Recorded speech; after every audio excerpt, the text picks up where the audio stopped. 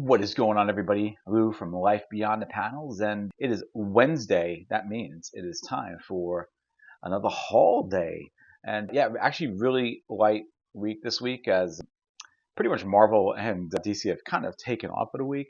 It is also the fifth week in July, which makes sense. We have a lot of annuals and event and things going on, but we still got some books, not a ton, but enough. I did actually also get some other things as well. So first, let me show you what else I got besides this week's books. I picked up Marian Heretic trade paperback. So I had heard some really good things about this, and I figured, why not? I mean, the artwork actually looks pretty darn awesome. Let me show you some of the artwork here. And I heard this was a really good series, so kind of excited to read this. Seems right up my alley of some dark church type stuff, as in like excommunicated. So excited to read this here by Boom Studios. So comment below if you guys have read Marian Heretic and what did you guys think about it.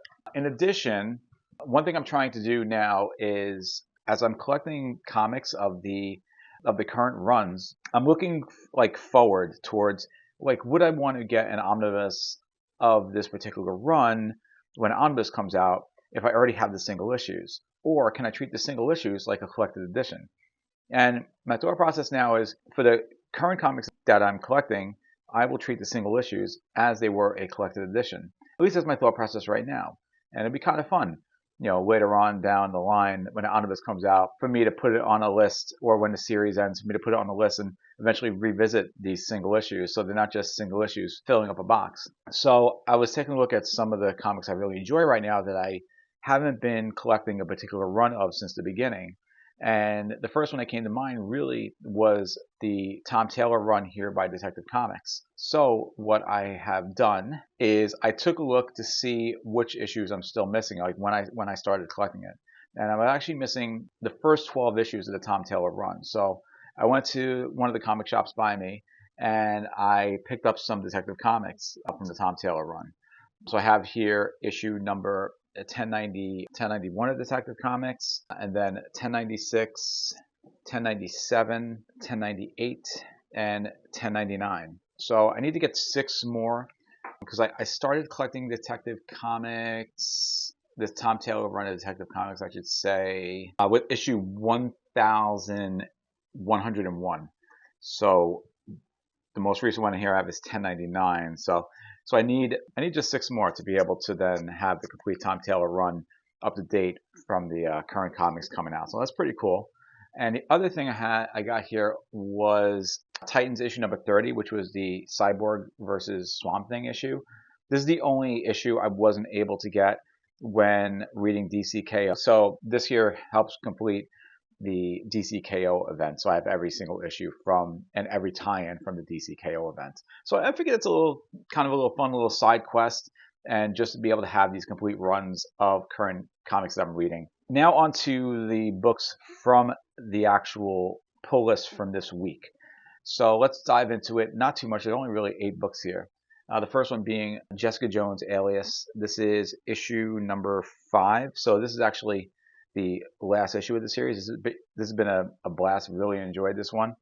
And yeah, excited to see how this all wraps up. Next up here, we have the 2026 annual from Detective Comics. So, it's okay. It's just going to be, it's going to be just a bunch of random stories. I got Lobo in it, which I'm not really a big Lobo fan, but I'm still looking forward to it. We still have some Batman stuff, so it should be fun to read. Next up here, we have Justice League Nightvision special. So in the last Justice League Unlimited issue, something happened in that book that leads to this particular comic, which is still having a little do more with DCKO. So it seems like kind of an important book to read. It's just a one shot, and yeah, I'm looking forward to seeing how it goes. This is it's actually got Mark Waid and Joshua Williamson writing this book, so that should be pretty cool. Let's see what it looks like here. Yeah, so I'm looking forward to reading it, and we'll see how important this really was, or maybe if it wasn't that important at all, as long as it's entertaining. Next up, we start the run of Queen in Black books. So this is the first one here. This is Queen in Black issue number 1, which has a really disgusting cover price on it. Wasn't thrilled with the $7.99 cover price. I think it's like 40 pages in it. I don't know, maybe 45. But either way, I'm looking forward to seeing what happens here. I'm actually just finishing up reading Null. I didn't actually finish the series because I wasn't buying it. So I'm reading it right now digitally, and I'm going to finish that up. I have two more, issue and a half left to read before I start reading this. I feel like that's important. Plus, based on what I'm seeing on League of Comic Geeks, where they actually show you all the comics for an event, Null number 5 is essentially a prelude, the first prelude issue for the Queen in Black event. So comment below if you guys are going to be reading the Queen in Black event or if you guys are going to be skipping it. I decided I'm going to read it because of the fact that I have tie-ins from, I read Venom, so it's tying into that. We have a Black Cat issue that's tying into this, so I was like, you know what, let's do it. And if I'm going to do it, I'm going to just get all the tie-ins as well, just to, again, have the complete collection of the event, so I can go and revisit it, later on down the line. Next up, we have here Queen in Black. This is Defenders of Light and Dark. So this, I think, is going to have 3 or 4 issues in it, I think. So I love how the back of this here has a spoiler for Queen in Black number 3 as an ad. I mean, they need to figure out. I've noticed this with Marvel, that they put ads to books that are future books because they don't actually know when the heck these books are even coming out because they get delayed. And it ends up screwing things up. They have like weird spoilers like this. This is like 2 issues from now.